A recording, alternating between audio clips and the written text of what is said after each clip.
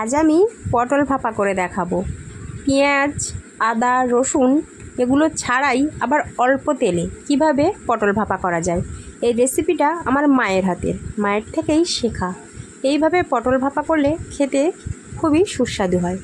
প্রথমে কয়েকটা পটল আমি ছালগুলো ছাড়িয়ে নিয়েছি, তারপর দুই দিক থেকে এইভাবে অল্প একটু চেলা করে নিয়েছি। আমি এতগুলো নিয়েছি, তোমাদের ফ্যামিলি মেম্বার বুঝে তোমরা সেইভাবে পটল নিয়ে নেবে। তারপর দিয়ে দিলাম একটু নুন, তারপর দিয়ে দেবো একটু হলুদের গুঁড়ো, তারপর ভালোভাবে পটলগুলোকে মাখিয়ে নেব। তারপর একটু কড়াই বসিয়ে কড়াইয়ে তেল গরম করে পটলগুলো একে একে ভেজে নেব। আর হ্যাঁ, তোমরা যদি ইউটিউব থেকে দেখে থাকো চ্যানেলটা প্লিজ সাবস্ক্রাইব করে নেবে, আর যদি ফেসবুক থেকে দেখে থাকো পেজটাকে প্লিজ ফলো করে পাশে থাকবে। আমার এই পেজে আমি সহজ এবং সাধারণ নিত্য নতুন ভিডিওগুলোই আপলোড করে থাকি। তো পটলগুলো ভাজা হয়ে গেছে, এই পর্যায়ে পটলগুলো নামিয়ে নেব। তারপর একটা কড়াই বসিয়ে তেল গরম হয়ে গেলে ফোড়নে দিয়ে দিলাম জিরে। জিরেটা একটু গরম হয়ে গেলে দিয়ে দেবো সরিষা বাটা। এখানে তোমরা পোস্ত বাটাও ব্যবহার করতে পারো। আমি সর্ষে বাটাটা দিয়ে একটু ভালোভাবে ভেজে নিচ্ছি।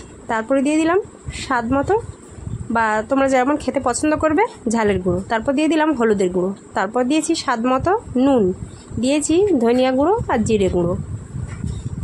এবারে মশলাগুলোকে একটু ভালোভাবে ভেজে নিচ্ছি। আর আমার এই ভিডিওটা যদি ভালো লাগে প্লিজ একটা লাইক কমেন্ট করে দিও, আর বন্ধুদের জানার জন্য বেশি বেশি করে শেয়ার করে দিও। তো সামান্য একটু পানি দিয়ে মশলাটা ভালোভাবে কষিয়ে নেব। মশলাটা প্রায় কষে এসেছে, দেখতেই পাচ্ছ উপরে তেল উঠে এসেছে। তো আবারও একটু ভালোভাবে কষিয়ে নিচ্ছি। এই পর্যায়ে দিয়ে দিচ্ছি একটু পানি। আমি কিন্তু মশলা বেটে রাখার পানিটাই দিয়ে দিয়েছি। পানিটা কিন্তু বেশি দেওয়া যাবে না, যেরকম রাখবে একটু ফুটবে পটলটা সেই রকম পরিমাণে ঝোলটা দিতে হবে। দেখতেই পেলে আমি এখানে কতটা ঝোল দিলাম। তারপর অপেক্ষা করেছি ফুটে ওঠা পর্যন্ত। ফুটে উঠলেই ভেজে রাখা পটলগুলো দিয়ে দেব।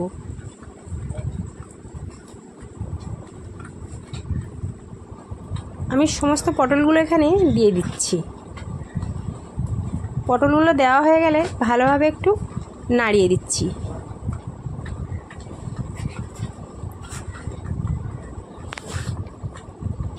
এখানে দিয়ে দিচ্ছি একটু চিনি। চিনিটা বেশি পরিমাণে নয়, সামান্য পরিমাণে দিতে হবে। কালারটাও সুন্দর আসবে আর টেস্টটাও দারুণ আসবে। তারপর ঢাকনা দিয়ে ঢেকে দেব একটু পানিটা মরে যাওয়া পর্যন্ত বা শুকিয়ে যাওয়া পর্যন্ত।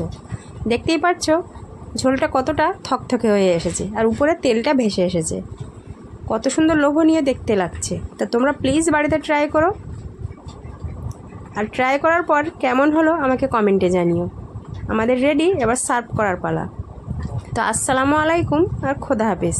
আজকের এই পর্যন্ত, দেখা হবে অন্য কোনো রান্নার ভিডিও নিয়ে।